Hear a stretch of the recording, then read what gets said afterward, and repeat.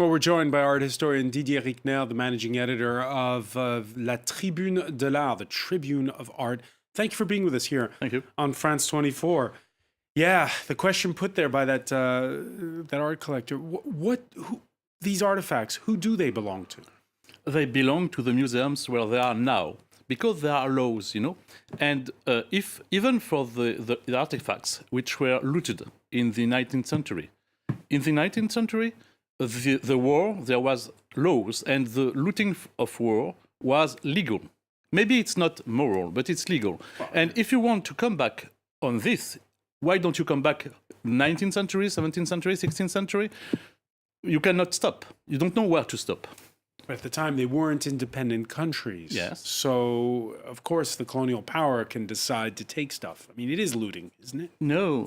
It is looting, yes. Part of it was looting. But if you have read the report, I did read the report in English because I didn't get the French version. And the report says it's not only the war looting which must be returned, but everything. The scientific expeditions where they collected artifacts, they must give it back. The gifts from the colonial administration, you must give it back. Actually, you are going to give back to some countries, and they are not reclaiming it because it's only the Benin which reclaim the artifacts, not the other ones. Only Benin is claiming it. Yes, and that raises the other question, which is a delicate one. You heard in that report, yes, the Beninois scholar there, yes, Ms. Zanzou, yes, I know saying, how do we get African kids to see their own artifacts? Yes, you can do this. I think I milite for cooperation between French museums and Africa to organize exhibitions of art, African art. You can organize exhibitions permanently. And how does that go? Because there's the question of Yes. the pieces when they travel around Africa. Does it go okay? Yes, it's okay to send them to Africa, but they must return to the French museums where they belong. So why is there this promise from Emmanuel Macron?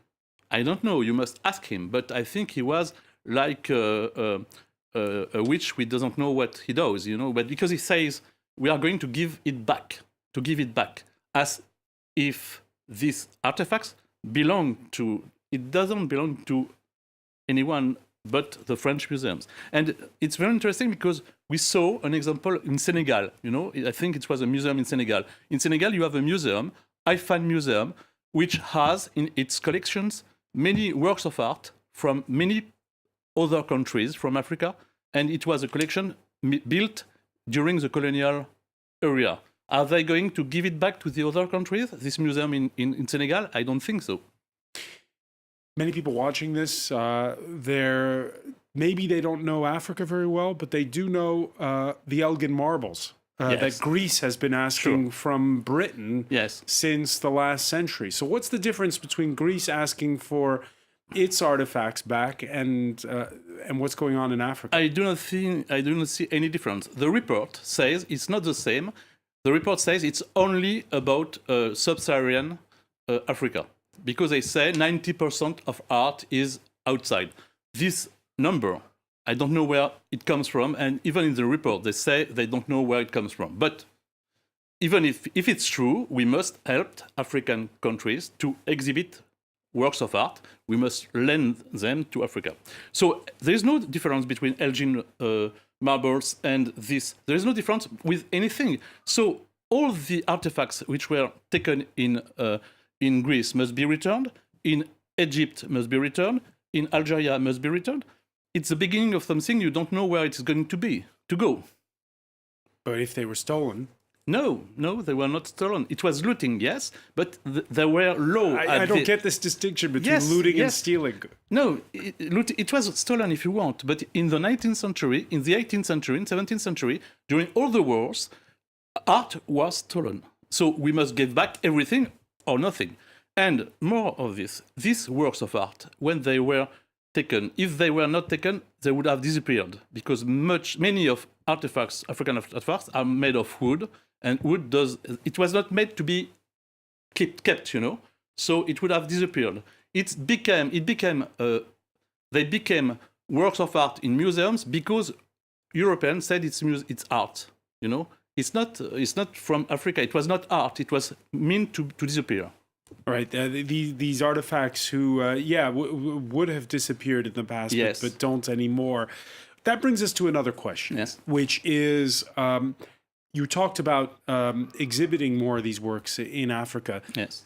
What do you do to help African countries to have proper museums that are with the proper funding so that they can keep things climate controlled and to preserve the works when they go over there? What needs to be done? They need advice from people who know what is a museum, who know to build them. So we know this and we can help them to do this. And even in the report, they say that there are 500 museums in Africa. Maybe. So maybe there are already museums which can conserve these works of art. But we must help them. There are much money from France to Africa, and it's good for helping Africa. Maybe part of this money. I was going to say, Didier, because you were on a panel here where you were very critical when there was the opening of the Louvre in Abu Dhabi, Yes. saying France's cultural diplomacy was misguided.